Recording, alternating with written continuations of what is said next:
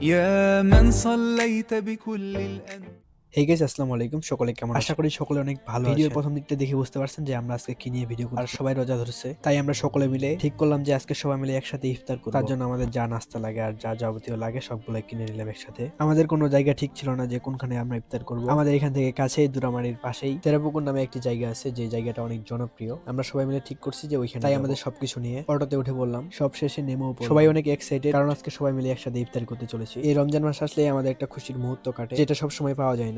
আমাদের তেরোপুকুর যেতে অনেক কিছু পার হইতে হয়েছে, কারণ ওদিকে গাড়ি যায় না, হেঁটে হেঁটেই যেতে হয়। বর্তমানে ইট তৈরি করা হচ্ছে, তার জন্য রাস্তার মধ্যে অনেক ধুলাবালি, তাই যেতে আমাদের অনেক কষ্ট বেগ করতে হয়েছে। সবশেষে আমরা চলে আসলাম। এখান থেকে সম্পূর্ণ তেরোপুকুরের ভিউটা দেখা যায় খুব ভালো করেই। আসলে মন খারাপ থাকলে এরকম জায়গায় এসে ঘুরে যাওয়া, তাহলে মন এমনি থেকে ভালো হয়ে যাবে ইনশাআল্লাহ। এখানে এসে আমরা সবাই আগে দেখলাম যে আল্লাহর সৃষ্টি কত সুন্দর হতে পারে। প্রকৃতি দেখার পরে আমরা যে যার মতন কাজ শুরু করে, কারণ আমাদের হাতে বেশিক্ষণ সময় ছিল না। আমাদের একটু আগে আসা উচিত ছিল, তাহলে অনেক কিছু আপনাদের মাঝে আরো শেয়ার করতে পারতাম। আজকের দিনটা আমাদের জন্য অনেক স্মরণীয় হয়ে থাকবে, যে এরকম একটা পবিত্র দিনে আমরা একসাথে হইতে পারছিলাম। আমরা সবাই আজানের জন্য ওয়েট করতেছিলাম, সবশেষে মাগরিবের আজান দিয়ে দিল, আর আমরা সবাই একসাথে ইফতার করা শুরু করলাম। সকলে আমাদের জন্য দোয়া করবেন, আমরা যেন সবসময় এরকম করে থাকতে পারি। আমাদের এই ছোট্ট মিনি ব্লগটি কেমন লাগছে বলতে ধন্যবাদ সবাইকে। আসসালামু আলাইকুম।